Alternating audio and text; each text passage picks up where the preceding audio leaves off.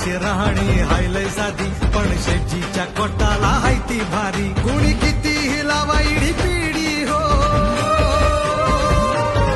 कुणी कितीही लावा इडी पिढी हो, उरून उरतो साऱ्यांना तो.